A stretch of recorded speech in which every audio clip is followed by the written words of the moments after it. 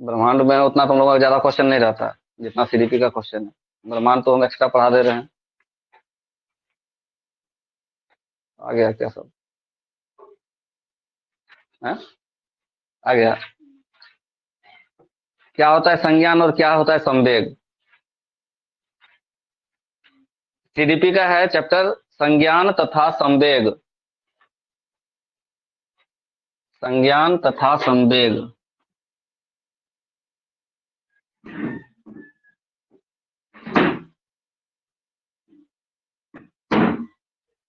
संज्ञान तथा संवेग क्या होता है इसमें? क्या होता है संज्ञान, कोई बताओ।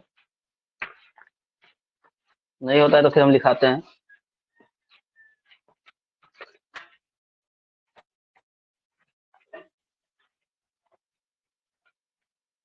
देखो संज्ञान का अर्थ, संज्ञान का अर्थ समझ या ज्ञान होता है। संज्ञान का अर्थ समझ या ज्ञान होता है। कहाँ गया स्याही, कल किस जगह रखा है? कहाँ देखिएगा। संज्ञान का अर्थ समझ या ज्ञान होता है। संज्ञान का अर्थ समझ या ज्ञान होता है। शैक्षणिक प्रक्रियाओं में, शैक्षणिक प्रक्रियाओं में अधिगम का, शैक्षणिक प्रक्रियाओं में अधिगम का मुख्य केंद्र संज्ञानात्मक क्षेत्र होता है।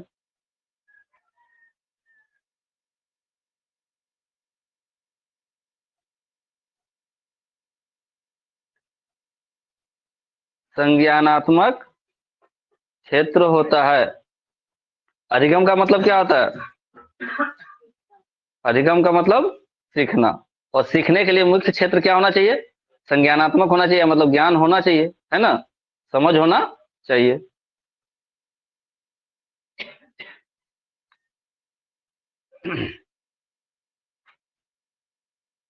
देखो स्टोट के अनुसार,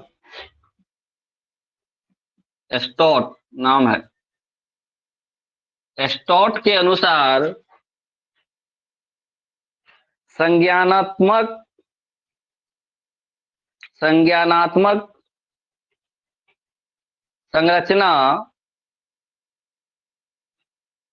स्टोट के अनुसार संज्ञानात्मक संरचना बाह्य वातावरण में विचारपूर्वक, कौमा प्रभावपूर्ण ढंग से, प्रभावपूर्ण ढंग से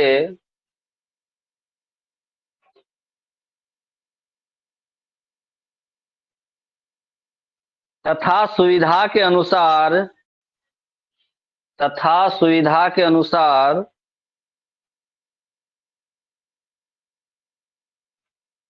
कार्य करने की क्षमता है।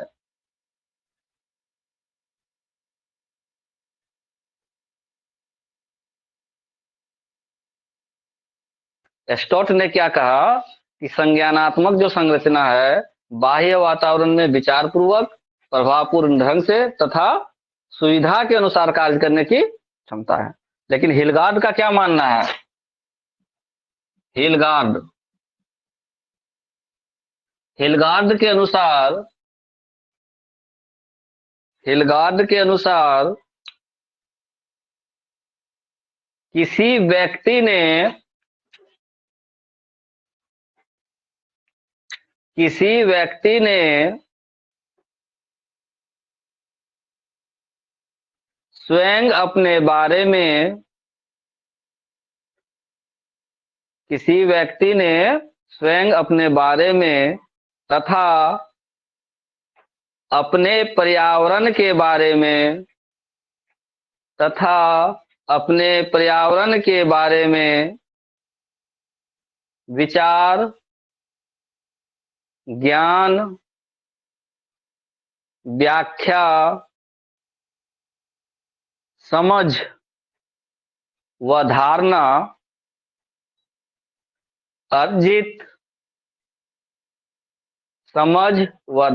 अर्जित की है, वही संज्ञान है। वही संज्ञान है। किसी व्यक्ति ने स्वयं अपने बारे में तथा अपने पर्यावरण के बारे में विचार, ज्ञान, विज्ञान, व्याख्या, समझ व धारणा अर्जित की है, वही संज्ञान है। तो संज्ञान के बारे में दो लोगों ने दो अलग अलग तरह का डिफिनेशन दिया। समझ में आ गया?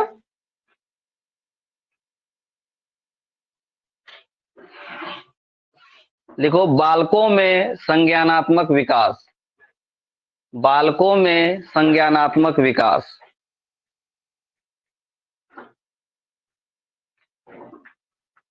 कैसे होता है?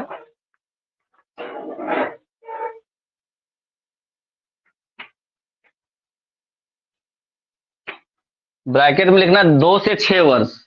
2 से 6 वर्ष। बालकों में संज्ञानात्मक विकास कब से कब? 2 से 6 वर्ष। लिखो, इस काल में बच्चे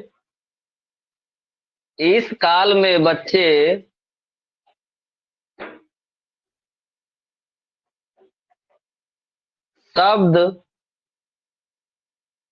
जैसे प्रतीकों इस काल में बच्चे शब्द जैसे प्रतीकों, कौमा, विभिन्न वस्तुओं, कौमा, परिस्थितियों,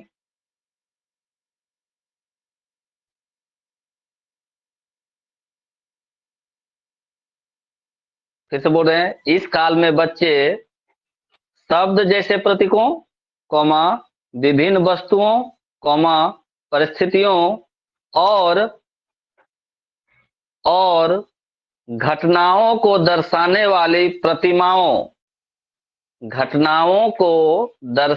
वाली प्रतिमाओं के प्रयोग में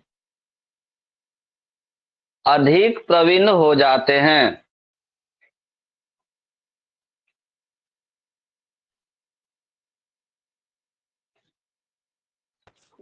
अभी हम लोग संज्ञान पढ़ रहे हैं। फिर से बोल रहे हैं, इस काल में बच्चे शब्द जैसे प्रतीकों, विभिन्न वस्तुओं, परिस्थितियों और घटनाओं को दर्शाने वाली प्रतिमाओं के प्रयोग में अधिक प्रवीण हो जाते हैं।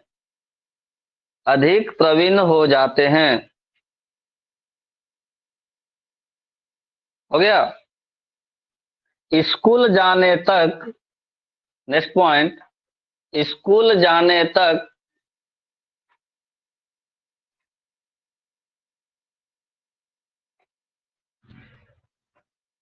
शब्दावली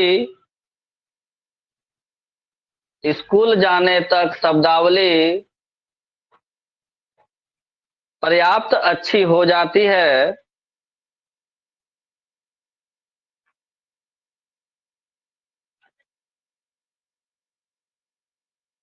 तथा बच्चे विभिन्न संदर्भों के माध्यम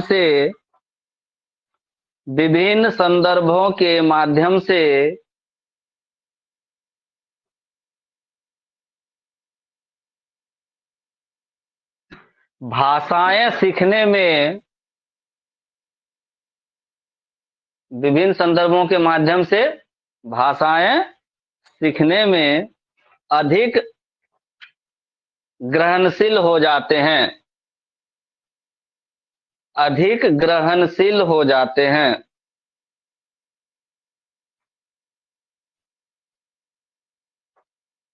बेटो, हो गया?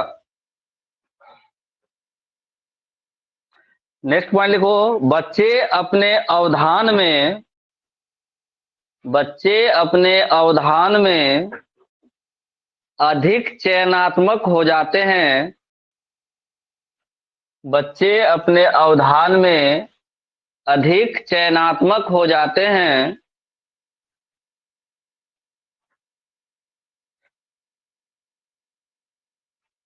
जिसके परिणाम स्वरूप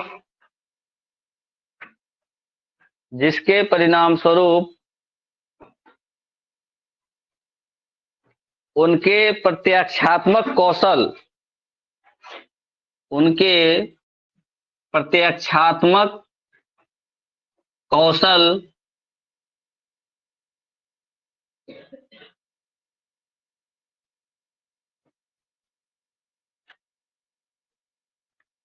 भी उन्नत होते हैं। प्रत्याक्षात्मक कौशल भी उन्नत होते हैं, मतलब डेवलप होता है। प्रत्याक्षात्मक कौशल भी उन्नत होते हैं। हो गया।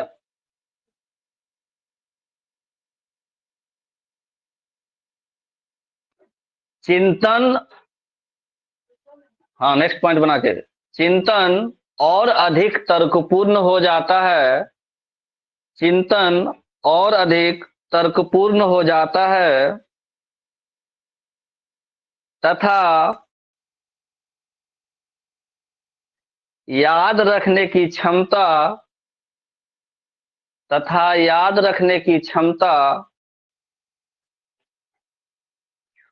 और जानकारी की प्रक्रिया भी उन्नत हो जाती है।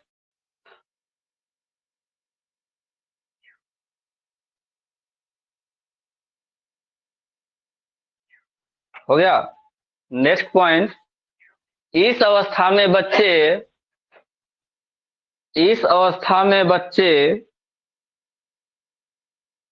अंतःक्रिया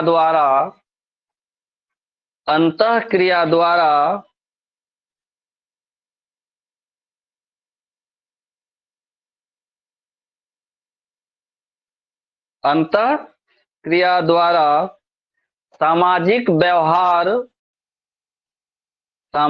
व्यवहार का सही नियम सीखता है, सामाजिक व्यवहार का सही नियम सीखता है तथा विद्यालय जाने के लिए तैयार होता है।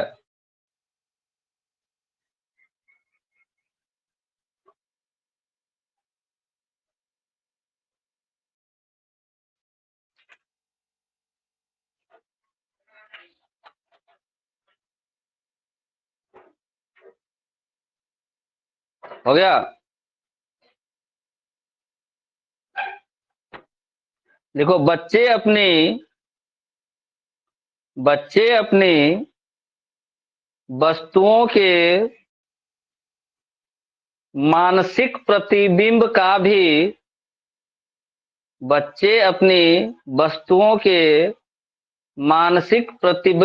भी खेल में भूमिका निभाने के लिए उपयोग करता है।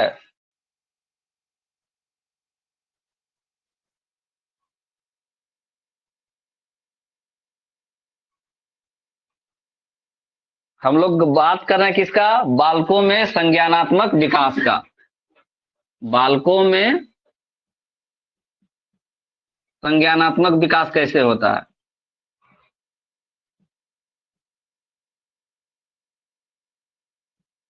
क्या क्या पॉइंट लिखा है?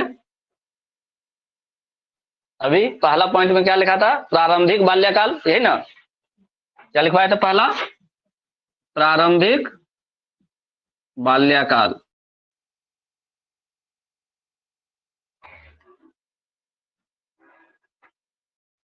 प्रारंभिक बाल्यकाल। देखो इसमें हो क्या रहा है, 3-4 पॉइंट लिखा है। क्या क्या लिखवा है? पहला पॉइंट क्या था? विभिन्न प्रतीक, वस्तु, परिस्थिति और घटनाओं को दर्शाने वाली प्रतिमाओं का प्रयोग करना शुरू कर देता है। दूसरा पॉइंट क्या लिखवा है?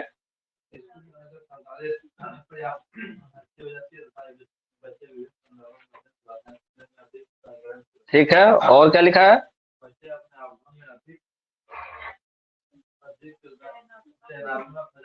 हम्म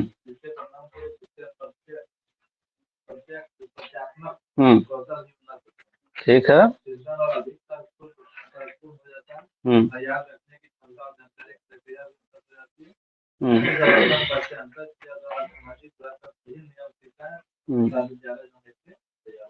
ठीक है।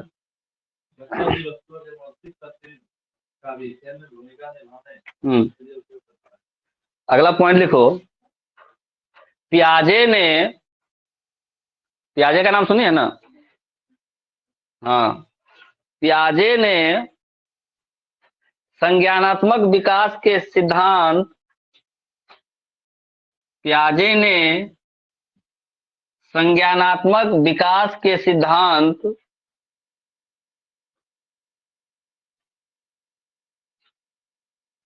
के लिए 4 अवस्थाओं का वर्णन किया है। 4 अवस्थाओं का वर्णन किया है। कितना अवस्था? 4 अवस्था। नंबर 1, संवेदी गतिक अवस्था। संवेदी गतिक अवस्था। नंबर 2,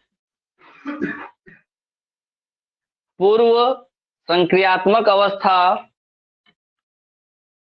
पूर्व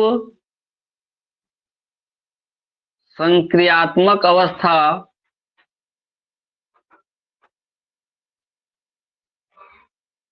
तीसरा, प्रत्यक्ष संक्रियात्मक अवस्था। प्रत्यक्ष संक्रियात्मक अवस्था। और चौथा, औपचारिक संक्रियात्मक अवस्था। औपचारिक संक्रियात्मक अवस्था। पियाजे ने 4 अवस्था का वर्णन किया है। किसके लिए? संज्ञानात्मक विकास के लिए। ठीक। पियाजे ने कितने अवस्था का वर्णन किया? 4। जो पहला वर्णन किया है संवेदी गतिक अवस्था, यह है जन्म से 2 वर्ष के लिए। जन्म से 2 वर्ष। दूसरा है पूर्व संक्रियात्मक अवस्था। कब? 2 से 7 है।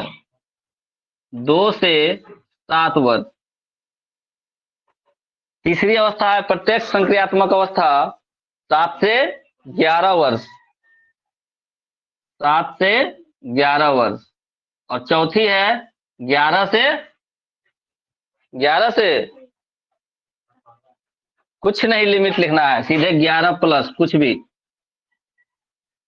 ठीक है, 11 वर्ष से प्लस होने लगेगा तो क्या हो गया? औपचारिक संक्रियात्मक अवस्था। ये चारों याद रखना, समय याद रखना। हो गया पूरा?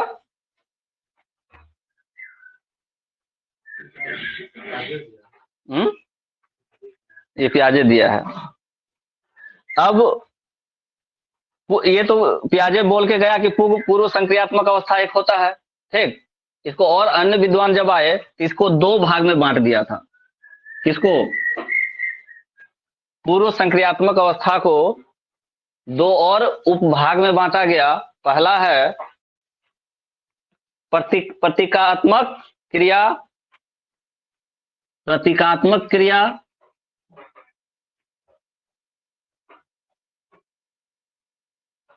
जिसको हम लोग बोलते हैं कितना से कितना? 2 से 4 वर्ष। 2 से 4 वर्ष। ये समय याद रखना। प्रतीकात्मक क्रिया कब करता है? 2 से 4 वर्ष। और अंतः प्रज्ञा विचार। अंतः प्रज्ञा विचार। प्रज्ञा विचार, इसको क्या लिखते हैं? कितना समय? 4 से 7 वर्ष। इसको 2 उपभाग में बांटा। किसको? पूर्व संक्रियात्मक अवस्था को कौन कौन सा? एक प्रतीकात्मक और अंतः प्रज्ञा। हाँ लिखना है, देखो पूर्व संक्रियात्मक अवस्था को दो उपभाग में बांटा गया है। ऐसे लिखना है तो ठीक है, नहीं तो ऐसे लिख सकते हो भाषा में। पूर्व संक्रियात्मक अवस्था को दो उपभाग में बांटा गया है। पहला कौन सा? प्रतीकात्मक क्रिया 2 से 4 वर्ष, और दूसरा अंतः प्रज्ञा विचार 4 से 7 वर्ष।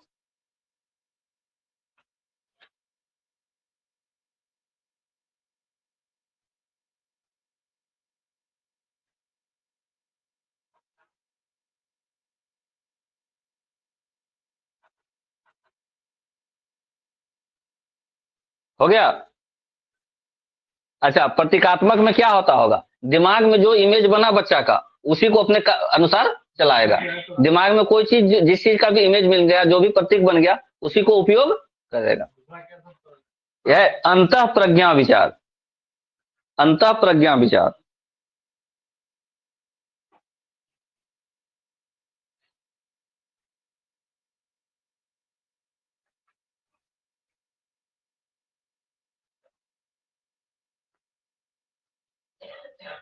हो गया?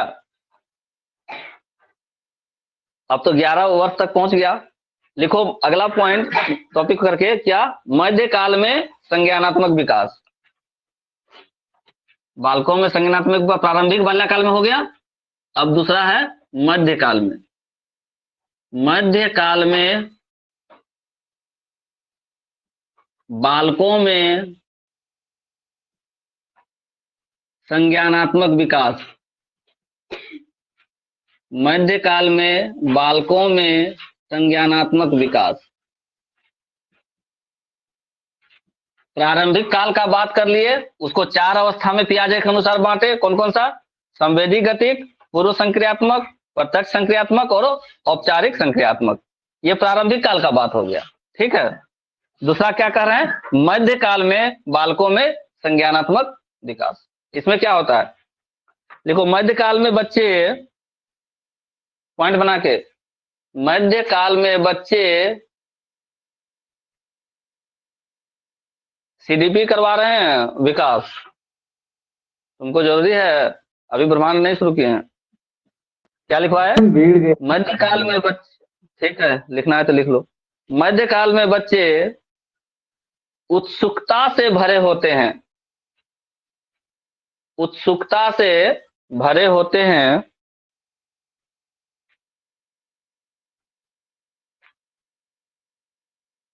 मध्यकाल में बच्चे उत्सुकता से भरे होते हैं और बाहरी वस्तुओं को ढूंढने में उनकी गहरी रुचि होती है, और बाहरी वस्तुओं को ढूंढने में उनकी गहरी रुचि होती है।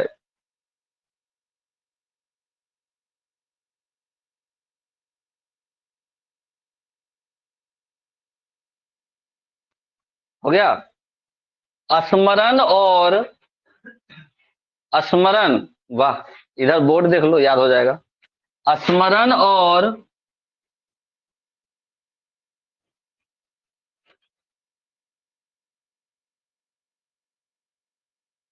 संप्रत्यय ज्ञान,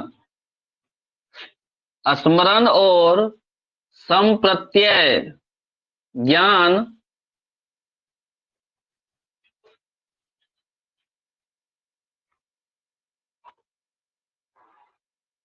में वृद्धि होती है तथा बच्चे तर्कपूर्ण चिंतन करने लगते हैं, तथा बच्चे तर्कपूर्ण चिंतन करने लगते हैं।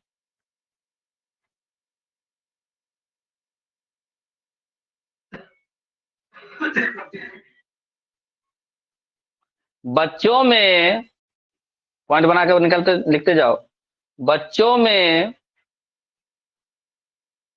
संवेदी क्रियाओं का विकास होता है, बच्चों में संवेदी क्रियाओं का विकास होता है, जैसे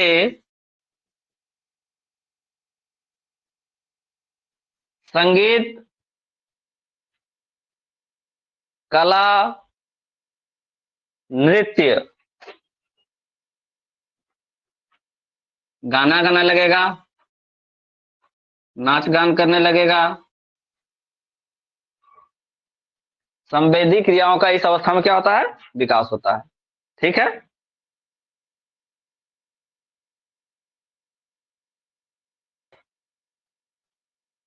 संवेदी क्रियाओं का विकास होता है। किसी का फोन होगा?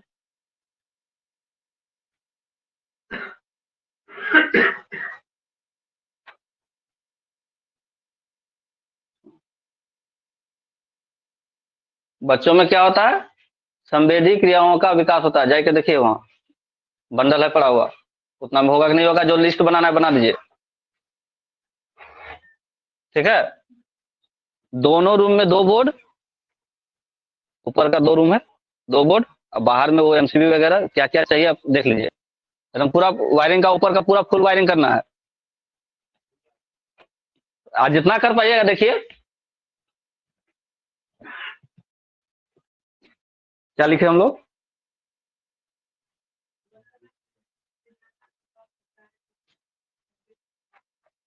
संगीत, कला और नृत्य हो गया। नेक्स्ट पॉइंट, पियाजे के सिद्धांत में, पियाजे के सिद्धांत में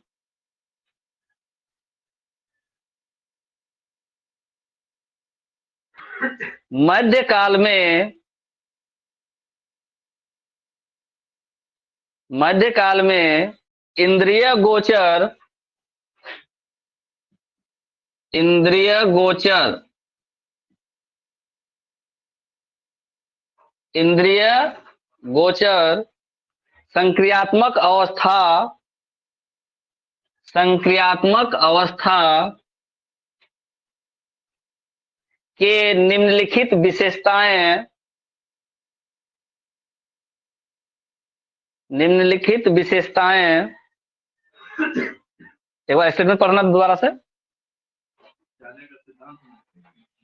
पियाजे के सिद्धांत, हाँ नहीं, स्टेटमेंट सही नहीं हो रहा है, फिर से बोलो। हाँ,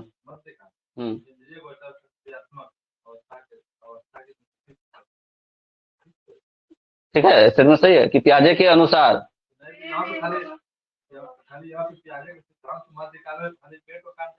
काट दो। हाँ, कुछ उस स्टेटमेंट को सही कर लो उसको। हाँ, पियाजे कह रहा है कि जो मध्यकाल में इंद्रिय गोचर जो क्या है, इस स्टेटमेंट को सही करो पहले। क्या विशेषता है इंद्रिय गोचर संक्रियात्मक अवस्था का? तो 2 विशेषता, 2 विशेषता इसका उन्होंने कहा। किसने? पियाजे ने। पहला देखो, पहला तार्किक नियमों को समझना, तार्किक नियमों को समझना।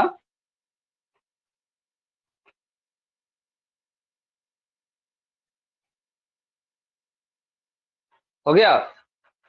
दूसरा तार्किक चिंतन, तार्किक चिंतन।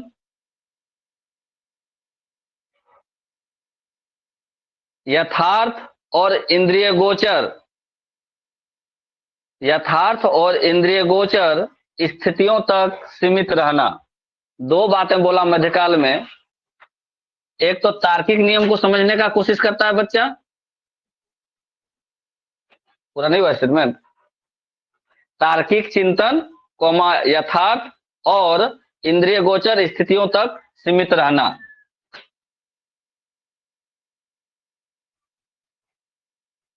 पहला था तार्किक चिंतन और दूसरा क्या था?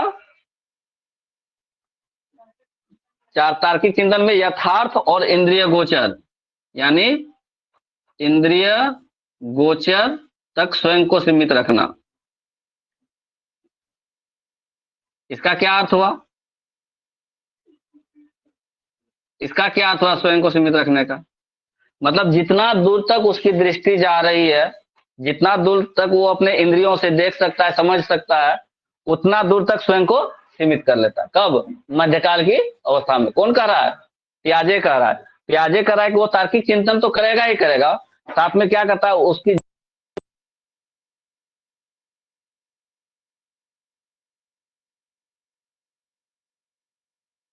और जहां तक उसके इंद्रियों का मतलब क्या बोलते हैं दृष्टिगोचर होता है, तब तक तहां तक वो अपने आप को सीमित रखता है, बहुत ज्यादा दूर तक नहीं जाता है, जहां तक उसका दृष्टि जाएगा वहीं तक कर पाएगा, वहां तक वो सीमित रखेगा। ये मध्यकाल की भाषा हुआ। इसमें और क्या क्या ये सीखता है, लिखो। मध्यकाल में बच्चे मध्यकाल में बच्चे भाषा विकास भाषा विकास कई तरीकों से करता है। मध्यकाल में बच्चे भाषा विकास कई तरीकों से करता है तथा तथा नए शब्द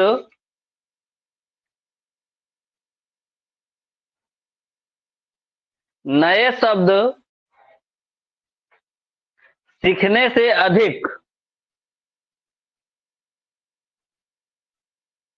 बच्चे जिन शब्दों को जानते हैं बच्चे जिन शब्दों को जानते हैं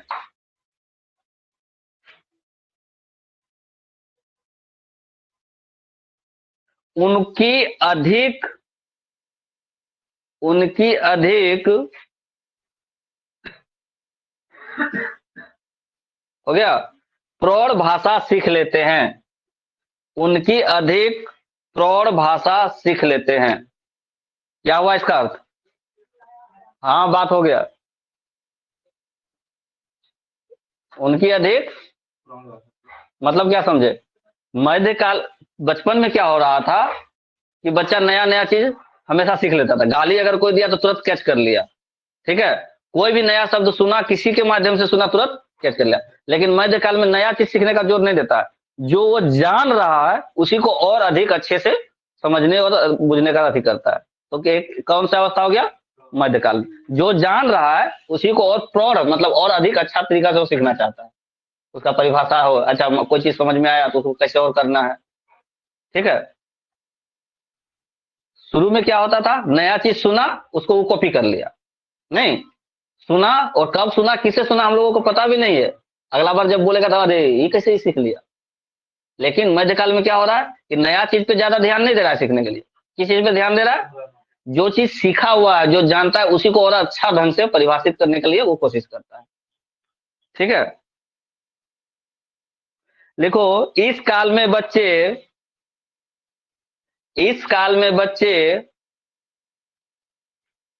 शब्दों के मध्य संबंध स्थापित करने लगते हैं। इस काल में बच्चे शब्दों के मध्य संबंध स्थापित करने लगते हैं।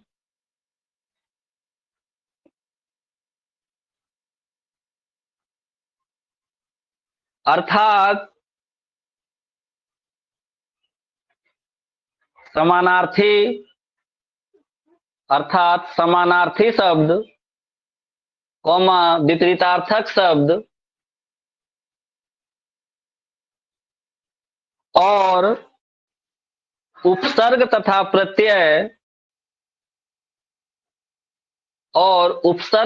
प्रत्यय जोड़ने पर शब्दों के अर्थ कैसे बदल जाते हैं। उपसर्ग तथा प्रत्यय जोड़ने पर शब्दों के अर्थ कैसे बदल जाते हैं यह भी समझ लेते हैं। कॉमा देके क्या लिखेंगे? यह भी समझ लेते हैं।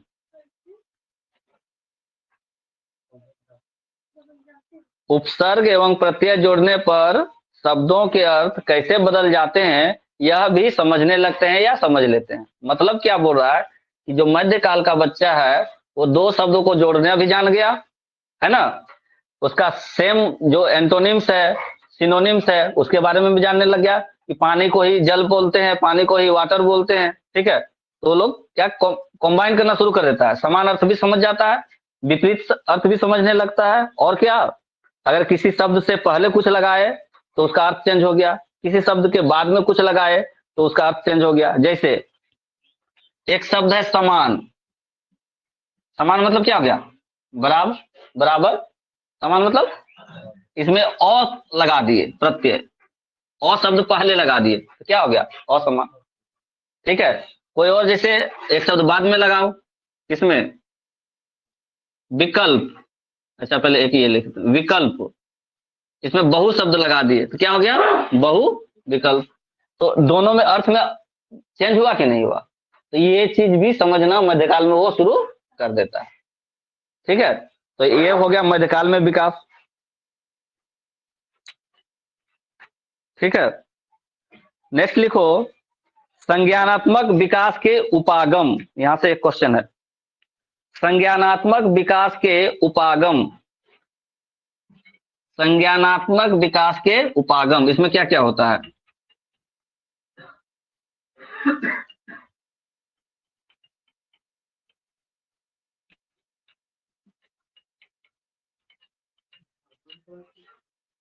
आ रहे हैं तो तभी समझ में आएगा।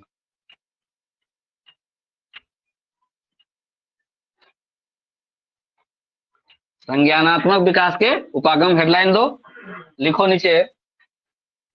मनोवैज्ञानिकों ने मनोवैज्ञानिकों ने संज्ञानात्मक विकास के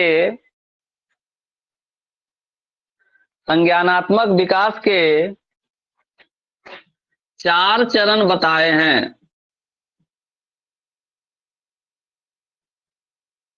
संज्ञानात्मक विकास के 4 चरण बताए हैं। पहला, अवधान। पहला क्या है? अवधान। इंग्लिश में क्या बोलते हैं अवधान को अमित? परेड सावधान बोलता है, हैं? इंग्लिश में क्या बोलता है परेड सावधान को? Attention please. नहीं, अवधान यानी अटेंशन। क्या होता है अवधान? लिखो, अवधान लिख के देख दो। संज्ञान का प्रयोग, संज्ञान का प्रयोग जब कोई बालक करता है,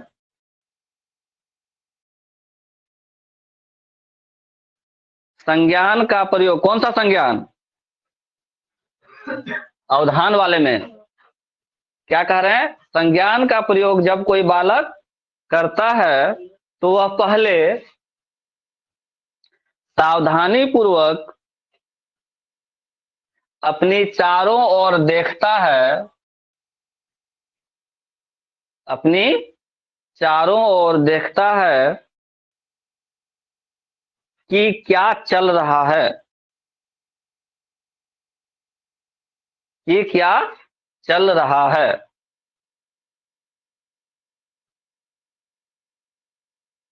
अगर वातावरण का स्वरूप, अगर वातावरण का स्वरूप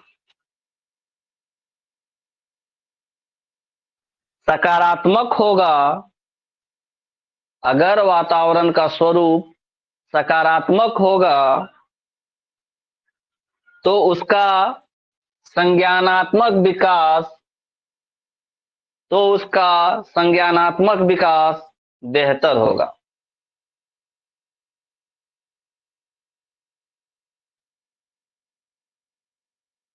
संज्ञान मतलब ज्ञान होना, समझ होना। जैसे ही कोई चीज उसके दिमाग में आया तो अपने चारों ओर क्या देखता है? सावधानी से देखता है। और अगर उसको पॉजिटिव दिखा, सब चीज वातावरण क्या दिखा? वो पॉजिटिव सकारात्मक दिखा तो उसका सकारात्मक डेवलपमेंट होगा माइंड का, नहीं। और निगेटिव होगा तो क्या होगा? कोई एक बच्चा है, ठीक, अचानक से कहीं उसको कुछ ठक ठक की आवाज सुनाई दी। क्या, किसकी आवाज सुनाई दी? ठक ठक की आवाज सुनाई दी। अब अगर ठक ठक की आवाज सुनाई दी तो सावधान हो गया। सावधान हुआ, चारों तरफ देखने लगे हो क्या रहा है यहाँ पे। अगर कुछ ऐसा हो रहा है जो उसके मानसिक स्तर के डेवलपमेंट में विकास करेगा, ठीक है, तो पॉजिटिव अगर है तो उसका अच्छा सकारात्मक प्रभाव पड़ेगा, और निगेटिव है नकारात्मक प्रभाव है। जैसे एक एग्जाम्पल लेते हैं, लिखना नहीं है, नरेश, लिखना नहीं, समझा रहा। एक छोटा बच्चा है, रोड के किनारे कोई तोड़ रहा है, तोड़ फोड़ कर रहा है, वो देख लिया। हम लोग नैतिक शिक्षा में एक बार पढ़े थे एक कहानी। क्या हुआ कि तोड़ फोड़ करते हुए देख लिया। देखा तो गया वहां पे, तो देख रहा है कि उसके रोड के नीचे कुछ दबाया जा रहा है, कुछ दबाया जा रहा है। फिर उसको मिट्टी से ढक दिया, जैसे कि तैसे कर दिया। अब रात में जब घर आया तो उसकी माँ बोलती है उस बच्चा से कि जानते हो बेटा, हम लोगों का जो एरिया है ना, ये नक्सलवादी एरिया है। कौन सा एरिया है? नक्सलवादी एरिया है। यहाँ पे लोग क्या करते हैं, जब हम लोगों की पुलिस आती है या सेना जब आती है, तो यहाँ के जो उग्रवादी हैं, नक्सलवादी हैं, रोड पे बम अंदर से लगा देते हैं, मिट्टी खोद के बम लगा देते हैं, और उसके ऊपर से जैसे हमारे सैनिक जाएंगे ना, तो वो फट जाता है और सारे सैनिक मर जाते हैं। ऐसा वो रात में सुना, किससे? अपनी माँ से। और सुबह रात में वो देखा क्या था, भोर में, कि कोई आदमी गड्ढा खोद रहा है रोड में और कुछ वहां पे रख रहा है और फिर मिट्टी को बराबर कर रहा है। इसके दिमाग में, बच्चे के दिमाग में क्या आ रहा है कि माँ बोल रही है कि कुछ ऐसा चीज दबा दिया जाता है कि उस पर चलने पे क्या होता है, वो फट जाता है, और जो लोग उधर से पार होगा वो लोग डेथ कर जाएगा। जैसे हमारे सैनिक जाते हैं या पुलिस जाती है तो वो लोग विस्फोट से मर जाते हैं। तो बोला कि मम्मी पता है क्या हुआ, कि हमने सुबह में कुछ देखा था। बोला कि क्या देखा? अच्छा अच्छा, बाद में बताएंगे आप, ठीक। फिर अगले दिन क्या देख रहा है कि उधर से बहुत सारे फोर्स उसी रोड से क्रॉस करने वाला है, उसी रोड से क्रॉस करने वाला है। क्रॉस करने वाला, जिसके दिमाग में आया माँ का बात, कौन सा, कि इसमें अगर कोई ऐसा चीज दबा होगा जिसपे चलने पर क्या हो जाएगा, इन लोगों की मृत्यु हो जाएगी। तो एकदम आगे जाके एकदम पूरा हल्ला करने लगा बच्चा, रुकिए रुकिए रुकिए रुकिए रुकिए, ठीक। तो जो उसका लीडर था वो बोला कि भाई क्या बात है, बच्चा कुछ बोल रहा है, सुन लेते हैं। तो बोला कि देखिए ना, वहां पे ना गड्ढा किया हुआ है, कुछ उसमें रखा था, हम देखे थे रात में। तो बोला अच्छा क्या देखे थे? तो पता नहीं क्या था, लेकिन था कुछ जरूर। अब मम्मी हमको रात में बताई कि उधर से अगर ऐसा कुछ दबा दिया जाता है, कोई पार होगा तो मर जाएगा। बोला तुमने ऐसा देखा? तो हाँ देखा। जांच किया तो वहां पे क्या मिला, जो विस्फोटक पदार्थ वहां दबा हुआ था वो मिल गया। उतने लोगों की जान बच गई। एक बच्चा कितने लोगों की जान बचा दिया? क्यों? इसी विकास के कारण। कि अगर वो कोई चीज आसपास में देख रहा है तो पहले उसका दिमाग अटेंशन हो जाता है। क्या हो गया उसका? वो सावधान हो गया। अवधान जो शब्द है, क्या शब्द था? अवधान। तो ये चारों ओर अपना देखने लगता है। और अगर वहां पॉजिटिव है, यानी सकारात्मक प्रभाव पड़ेगा उसके दिमाग पे, और निगेटिव है तो नकारात्मक प्रभाव पड़ेगा। ठीक है ना? तो कहीं भी कोई भी चीज अगर बच्चा देख रहा है तो क्या हो रहा है, वो सबसे पहले उसके बारे में सोचता है, भले आपको बताए या नहीं बताए। तो दिमाग, अगर पॉजिटिव चीजें उसको आसपास में मिल रहा है तो उसके दिमाग में अच्छा असर पड़ेगा, और नेगेटिव मिलेगा तो खराब पड़ेगा। तो ये हो गया संज्ञानात्मक विकास का पहला चरण। पहला चरण को क्या नाम दिए? अवधान। घर में बच्चा जो चीज देखेगा, माँ बाप गाली गलौज कर रहा है तो वो भी गाली गलौज सीखेगा, माँ बाप पढ़ाई लिखाई कर रहा है तो वो भी पढ़ाई लिखाई करेगा, माँ बाप मोबाइल में बिजी है तो वो भी मोबाइल में बिजी रहेगा। ठीक है? वो तो जैसा देखेगा वैसा ही सीखेगा। दूसरा लिखो, स्मृति। स्मृति इंग्लिश में क्या बोलते हैं स्मृति को? क्या बोलते हैं स्मृति? स्मृति मतलब मेमोरी।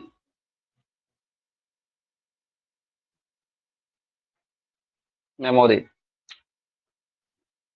लिखो, वातावरण या परिवेश में, वातावरण या परिवेश में उपस्थित सूचनाओं का, उपस्थित सूचनाओं का मस्तिष्क में संग्रहण, मस्तिष्क में संग्रहण स्मृति कहलाती है। मस्तिष्क में संग्रहण स्मृति कहलाती है। वातावरण या परिवेश में, फिर से बोल रहे हैं, वातावरण या परिवेश में उपस्थित सूचनाओं का मस्तिष्क में संग्रहण स्मृति कहलाती है। जो भी आसपास हम देख रहे हैं और जो हमारे दिमाग में आकर के बैठ गया, वही क्या हो गया? मेमोरी हो गया। तो ये हो गया दूसरा स्टेप, दूसरा चरण, स्मृति। तीसरा, मेटा संज्ञान। मेटा संज्ञान।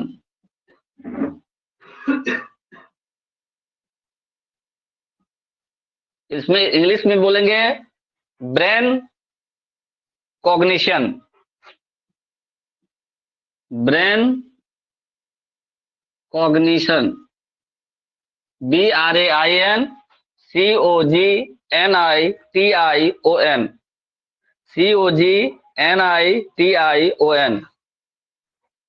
ब्रेन कॉग्निशन हो गया।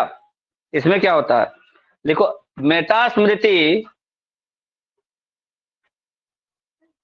हाँ मेटा स्मृति एवं मेटा स्मृति एवं मेटा बोध मिलकर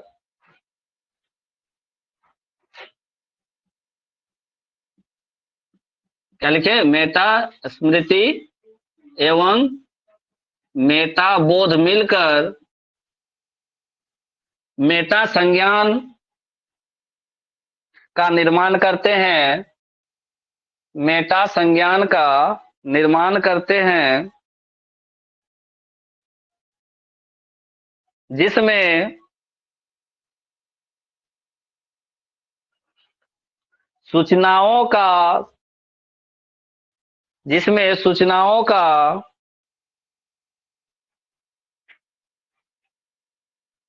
सही तरीके से वर्गीकरण कर, सूचनाओं का सही तरह से वर्गीकरण कर सही समय पर, जिसमें सूचनाओं का सही तरीके से वर्गीकरण कर सही समय पर सही सूचना, सही समय पर सही सूचना प्राप्त होता है।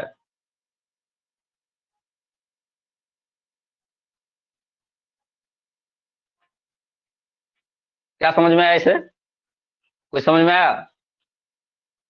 मेरे दिमाग में नाम है 50 गो, मेरे दिमाग में नाम कितना स्टोर है, 50 गो स्मृति में। और बहुत दिन के बाद कोई व्यक्ति अचानक से मेरे सामने आके खड़ा हो गया, नाम मेरे दिमाग में है, स्टोर है, स्मृति में है, और अचानक से 2 4 10 साल के बाद कोई व्यक्ति अचानक से खड़ा हो जा रहा, तो मेरे दिमाग में उसका नाम है, सूचना तो पहले से स्टोर है। लेकिन कभी कभी क्या होता है, किसी को नाम तुरंत याद आ जाता है, किसी को नाम थोड़ा समय के बाद याद आता है। तो सही समय पर सही सूचना अगर दे रहा है तो हो गया वो मेटा, किसका किसका, मेटा स्मृति प्लस मेटा बोध। और खासतौर पे बुजुर्ग लोगों में ये अति हो जाती है, उसको नाम ही याद नहीं आने लगा, अरे ये तो देखे हैं, इसको सुने हैं, इसको जानते हैं, लेकिन नाम याद नहीं आ रहा, मेमोरी में वो जो है ना 10 बस्ता के नीचे जाके दब गया है। ठीक है, तो सही समय पे सही सूचना नहीं दे रहा है, सही समय पे सही सूचना नहीं दे रहा, सूचना तो है, मेमोरी में सूचना है, लेकिन सही समय पे नहीं दे रहा। अगर सही समय पे देगा, उसको किसको देगा, जिसका मेटा संज्ञान सही होगा उसी को देगा। चौथा स्टेप, मस्तिष्क मानचित्रण, मस्तिष्क मानचित्रण,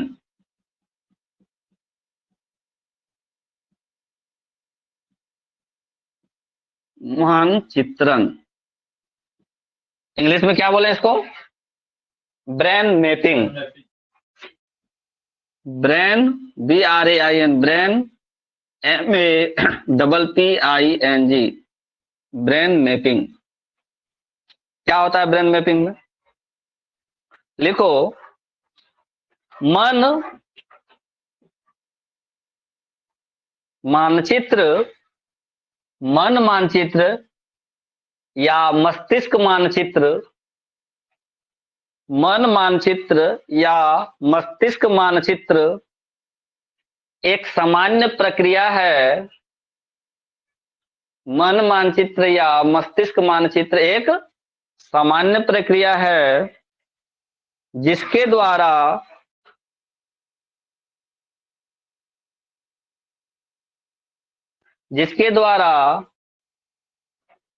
हम सूचनाओं का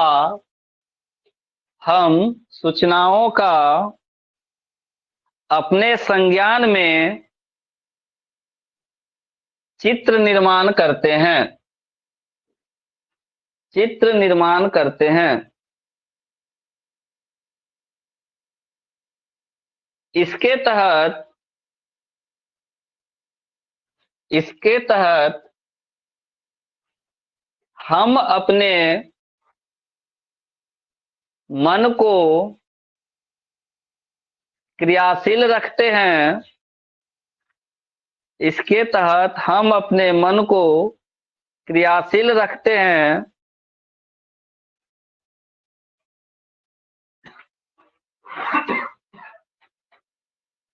तथा अन्वेषण करते रहते हैं। तथा अन्वेषण मतलब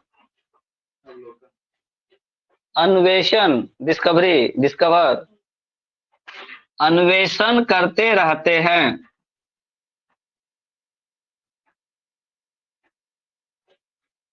अन्वेषण करते रहते हैं। हो गया? क्या करते हैं इसमें मस्तिष्क मानचित्रण में? जो भी सूचना है उसका इमेज बनता रहता है और उसके बारे में रिसर्च हम लोग करते रहते हैं, सोचते रहते हैं। समझ में आया इतना? ये किसका बात हो गया हम लोगों का? यानी जो संज्ञान वाला जो टॉपिक था यहां से खत्म हो गया। संज्ञान के बारे में जितना चीज जानकारी लेना था हम लोग खत्म कर दिए। दूसरा क्या लिखा था? संज्ञान और संवेदी। नेक्स्ट लिखो संवेदी। संवेदी लिखा था, संवेग लिखाए थे? संवेग होगा ना। संज्ञान व संवेग, यहां से हमेशा क्वेश्चन एक ना एक क्वेश्चन दिख जाता है संवेग से। क्या होता है संवेग? लिखो, संवेग का इंग्लिश क्या होगा? बताएं कई बार। इमोशन। संवेग का इंग्लिश क्या होता है? इमोशन। EMOTION। लिखो, संवेग शब्द की उत्पत्ति, संवेग शब्द की उत्पत्ति लैटिन भाषा के, लैटिन भाषा के इमोवेयर, इमो, हिंदी में लिख लो, इमोवेयर शब्द से हुई है। इमोवेयर शब्द से हुई है, जिसका अर्थ होता है उत्तेजित करना। और यही कल एक क्वेश्चन आ गया था उत्तेजना से संबंधित। जिसका अर्थ होता है उत्तेजित करना या उत्तेजित होना। इमोवेयर शब्द का क्या अर्थ हुआ? उत्तेजित होना या करना। उत्तेजित होना शब्द ज्यादा अच्छा लगता है, उत्तेजित होना।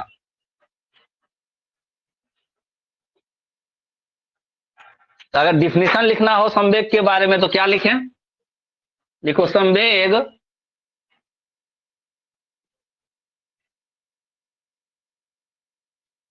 संवेग व्यक्ति की उत्तेजित दशा को कहा जाता है।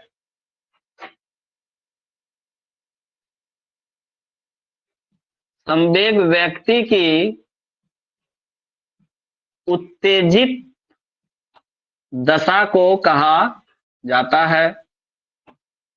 कहा जाता है कि नहीं? और क्या इसको लिख सकते हैं? अर्थात, अर्थात संवेग, संवेग शरीर को उत्तेजित करने की एक प्रक्रिया है। अर्थात संवेग शरीर को उत्तेजित करने की एक प्रक्रिया है।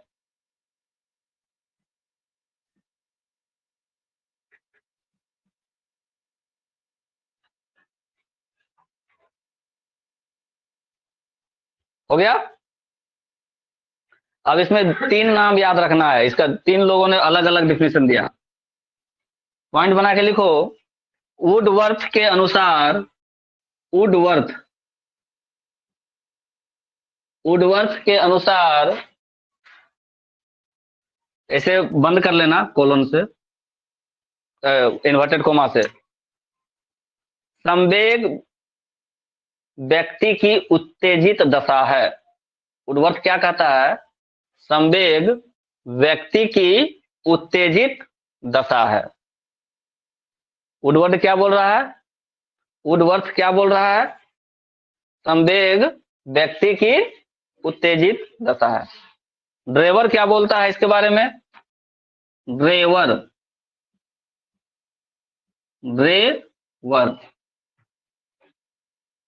फिर उसको इन्वर्टेड कोमा से घेरना। संवेग प्राणी की एक जटिल दशा है। संवेग प्राणी की एक जटिल दशा है जिसमें शारीरिक परिवर्तन, जिसमें शारीरिक परिवर्तन प्रबल भावना के कारण, जिसमें शारीरिक परिवर्तन प्रबल भावना के कारण उत्तेजित दशा, उत्तेजित दशा और एक निश्चित प्रकार,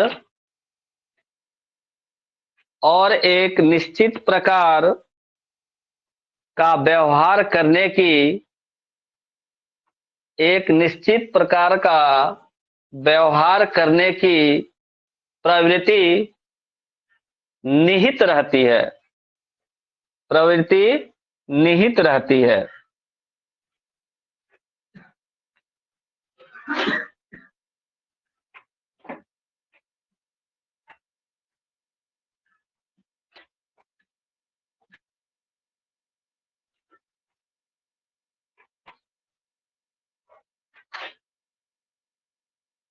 क्या बोला दूसरा वाला? ड्रेवर, यह एक जटिल दशा है। कैसी दशा है? जटिल दशा है। वुडवर्थ क्या बोला था? देखो हम लोग पकड़ के रख रहे हैं, पूरा स्टेटमेंट याद करने का जरूरत नहीं है। वुडवर्थ क्या बोला? उत्तेजित दशा। ड्रेवर क्या बोल रहा है? जटिल दशा। तीसरा जे एस रॉस, जे एस रॉस, ये क्या बोलता है? किसके बारे में? संवेग के बारे में। किसी भी प्रकार के आवेश आने, किसी भी प्रकार के आवेश आने, कौमा भड़क उठने, भड़क उठने तथा उत्तेजित हो जाने की अवस्था, तथा उत्तेजित हो जाने की अवस्था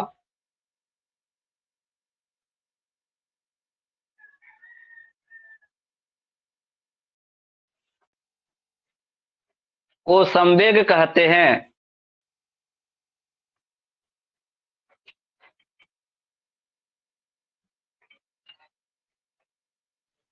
ये जे एस रॉस का बोला हुआ नहीं है, ये जे जर्सिल्ड का बोला हुआ है। नाम काट लेना, उल्टा हो गया, ऊपर नीचे हो गया।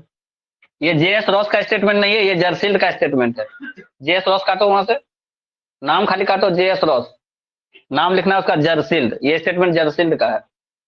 जर्सिल्ड क्या कहता है कि भी किसी भी प्रकार के आवेश आने, भड़क उठने तथा उत्तेजित हो जाने की अवस्था क्या कहलाती है? संवेग कहलाती है। किसका कथन है? जर्सिल्ड का। जे एस रॉस का कथन ये नहीं है, ये जर्सिल्ड का कथन है। जर्सिल्ड, सही कर लेना इसको। जे एस रॉस का स्टेटमेंट अभी लिखवाएंगे, पहले जर्सिल्ड का ये स्टेटमेंट लिखवा दिए। जर्सिल्ड ने क्या कहा? बोलो एक बार। आवेश आ गया, भड़क उठ गया, उत्तेजित हो गया। तीन शब्द इसने इस्तेमाल किया, उत्तेजित। जर्सिल्ड ने क्या कहा? आवेश आया, भड़क उठा और उत्तेजित हो गया। अब जे एस रॉस का लिखते हैं। देखो, जे एस रॉस के अनुसार, जे एस रॉस के अनुसार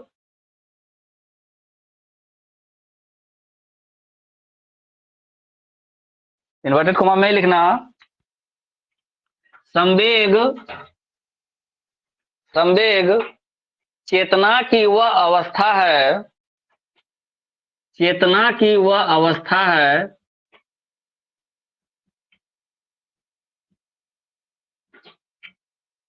संवेग चेतना की वह अवस्था है जिसमें रागात्मक तत्व की प्रधानता रहती है, जिसमें रागात्मक तत्व की प्रधानता रहती है।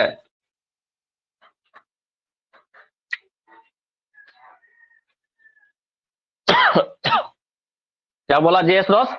चेतना की वह अवस्था जिसमें रागात्मक तत्व की प्रधानता। कैसे याद रखेंगे? बहुत आसान है। चलो शब्द को नहीं समझो। रूठना को क्या बोलते हैं देहाती भाषा में? रूठना, रूठ गया, राग आ गया उसको नहीं बोलता है? नहीं, राग आ गया, राग शब्द आता है रूठना से। तो राग जो होता है, क्या बोल रहा है? तो चेतना की वह अवस्था जिसमें रागात्मक तत्व की प्रधानता, रागात्मक तत्व की प्रधानता। गुस्सा हो जाना, रूठना क्या? गुस्सा होने के बाद ही तो किसी से रूठता है। तुमको गुस्सा अगर किसी पे आ गया तभी तो तुम उससे रूठ गए, ठीक है? तो रागात्मक तत्व की प्रधानता किसमें आ गई? संवेग के लिए क्या, और किसने किया? रोष। तो रोष बोलते हैं, रोष और रूठना ऐसे कनेक्ट करने का कोशिश करते हैं हम लोग। वो काफी रोष में था, वह काफी रोष में था। रोष में था मतलब भड़का हुआ था, उत्तेजित था, रगा हुआ था। तो रोष का क्या? रागात्मक तत्व। रोष का क्या? रागात्मक तत्व, ठीक है? जरशील का बात क्या करे? आवेश भी था, भड़का भी था, उत्तेजित था। शॉर्टकट में याद रखने की कोशिश कर रहे हैं। आवेश, भड़कना और उत्तेजित होना। और जटिल दशा के बारे में किसने कहा? ड्राइवर ने कहा। जो ड्राइवर होता है ना, कैसा भी रोड रहे, कितना भी जटिल रोड रहे, वो गाड़ी चला देगा, ठीक है? उसका दिमाग, आंख, कान, नाक, मुंह सब एक साथ खुला हुआ रहता है, दिन रहे रात रहे। अगर उसका एक सेंस थोड़ा सा कम अति हुआ तो तुरंत एक्सीडेंट। ड्राइवर के लिए कोई एक पार्ट अगर थोड़ा सा, आंख एक बार पलक झपका, पूरा परिवार स्वाहा। नहीं, कार में जा रहे हो, ड्राइवर को नींद आ गया, एक सेकेंड, एक सेकेंड क्या, माइक्रो सेकेंड भी अगर पलक झपक गया तो गाड़ी जैसे आराम, ठीक है? और गाड़ी जैसे आराम तो उसमें बैठने वाले भी जैसे आराम लगभग। तो क्या कह रहे हैं ड्राइवर के बारे में? ड्राइवर हम लोग नाम नहीं पढ़ेंगे। ड्राइवर का क्या वो हुआ कि बहुत जटिल काम है उसका, जटिल दशा है। कौन सा? संवेग का। ड्राइवर क्या बोल रहा है? संवेग एक जटिल दशा है। तो जटिल शब्द जिस लाइन में मिलेगा उसमें ड्राइवर मार देना है। जटिल शब्द जिसमें मिलेगा उसमें ड्राइवर मार देना है। और उत्तेजित दशा एकदम सिंपल डिफिनेशन दिया था किसने? वुडवर्थ ने। क्या उसने बोला? एक उत्तेजित दशा है। शरीर में जैसे ही उत्तेजना आया तो उसको हम लोगों ने क्या कर दिया? संवेग कह दिया, ठीक है? समझ में आया?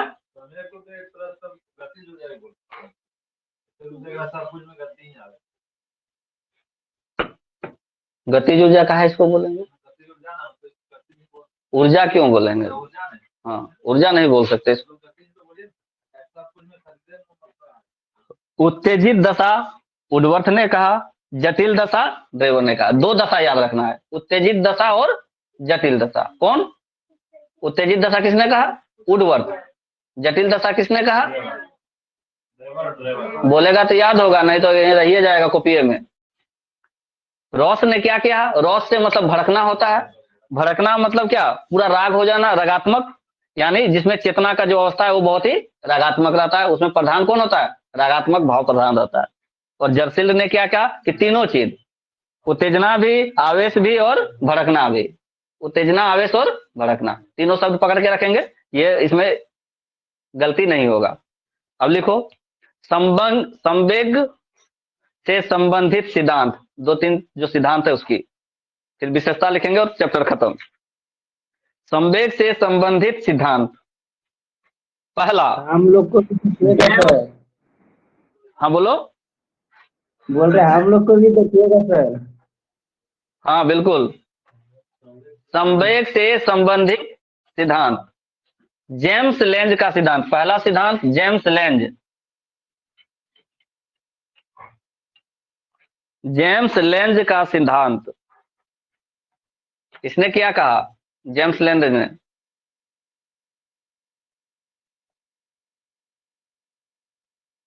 लिखो, जेम्स लेंज का सिद्धांत, जेम्स लेंज का सिद्धांत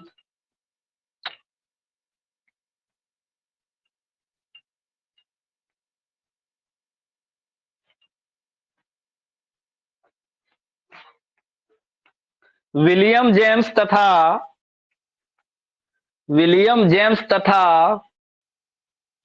कार्ल लेंज,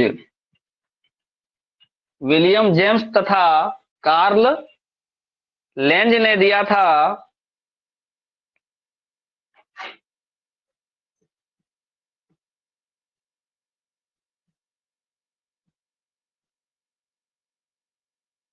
जेम्स लेंज सिद्धांत, मतलब उसी के नाम पर है। जेम्स का पूरा नाम क्या हुआ? हाँ? जेम्स का पूरा नाम अभी क्या लिखवा है? क्या याद है आपका? इसका पूरा नाम हो गया विलियम्स जेम्स, विलियम जेम्स।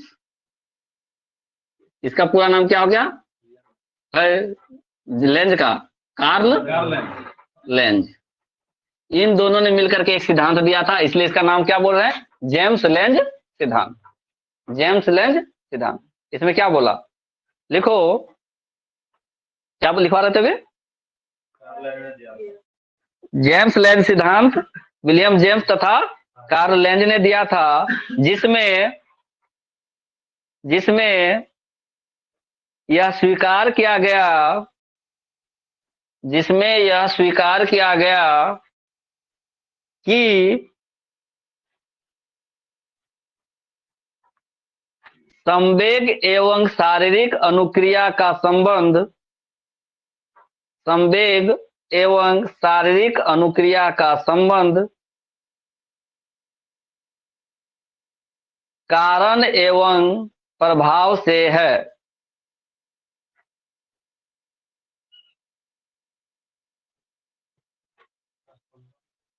फिर से बोल रहे हैं, जिसमें यह स्वीकार किया गया कि संवेग एवं शारीरिक अनुक्रिया का संबंध कारण एवं प्रभाव से है। जैसे शारीरिक अनुक्रिया रक्त दाब का बढ़ना, जैसे शारीरिक अनुक्रिया रक्त दाब का बढ़ना। रक्त दाब को इंग्लिश में क्या बोलते हैं? Blood pressure, blood pressure. किसी के शरीर में अगर ब्लड प्रेशर बढ़ जाए, ठीक है, तो उसके बारे में बोल रहा है। क्या बोला स्टेटमेंट में? कि यह शारीरिक अनुक्रिया का संबंध है, कारण से भी है और उसके प्रभाव से भी है, कारण से भी है और प्रभाव से भी है। किसी को पसीना आ जाता है, कैसे पसीना आता है? दौड़ करके आए तो पसीना आ गया, पसीना आना।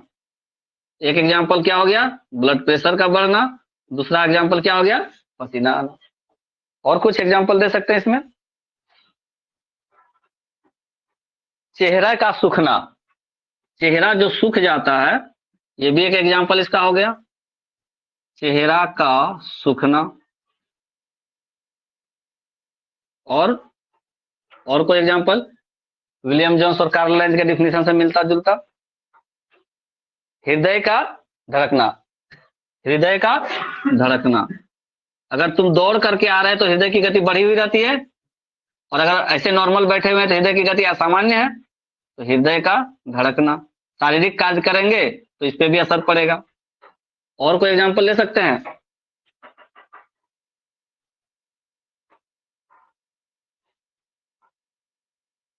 इस सिद्धांत ने क्या स्वीकार किया कि जो संवेग है वो शारीरिक अनुक्रिया का संबंध कारण एवं प्रभाव से है।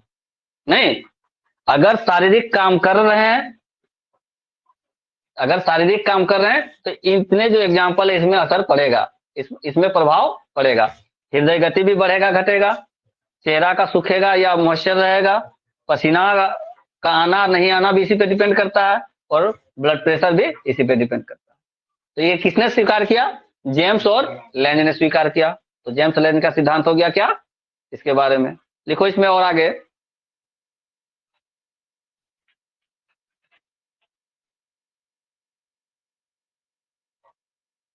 क्या लिखवा रहे थे? सिद्धांत पढ़ो तो, लास्ट वाला तो। यह सिद्धांत क्या स्वीकार करता है? पढ़ो, स्टेटमेंट पूरा पढ़ो ना। जेम्स लेंज का सिद्धांत विलियम जेम्स तथा कार्ल लेंज ने दिया था, हाँ। यह स्वीकार किया गया कि संवेग एवं शारीरिक क्रिया का संचारण प्रभाव से है। उसके बाद जैसे जैसे रक्तदाब का बढ़ना, पसीना आना, चेहरा का सूखना, हृदय का धड़कना, इतना लिख लिए। हृदय का धड़कना जैसे अचानक होने वाले परिवर्तन, जैसे अचानक होने वाले परिवर्तन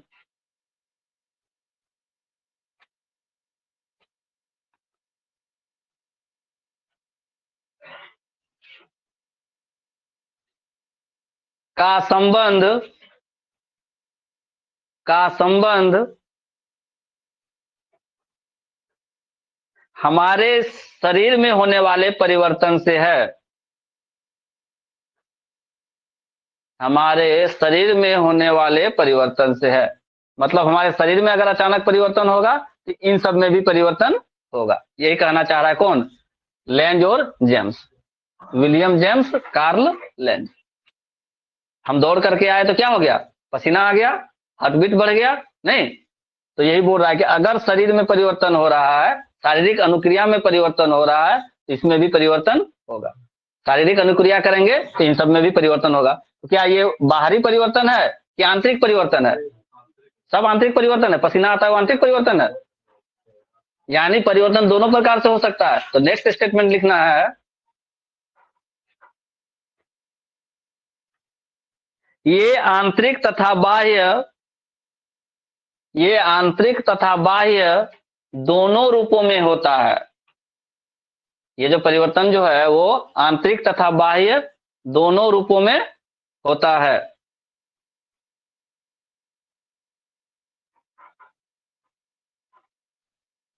समझिए बात को। नेक्स्ट सिद्धांत है कैनन बार्ड सिद्धांत। कैनन बार्ड सिद्धांत, कैनन बार्ड सिद्धांत। कितना टाइम हो रहा है? चलो अब इसको कल करेंगे, कैनन बार्ड सिद्धांत कल करेंगे। किसी का छूटा है तो नोट्स से लिख लेना, ठीक है? जीके 5 मिनट के बाद करेंगे, 5 मिनट।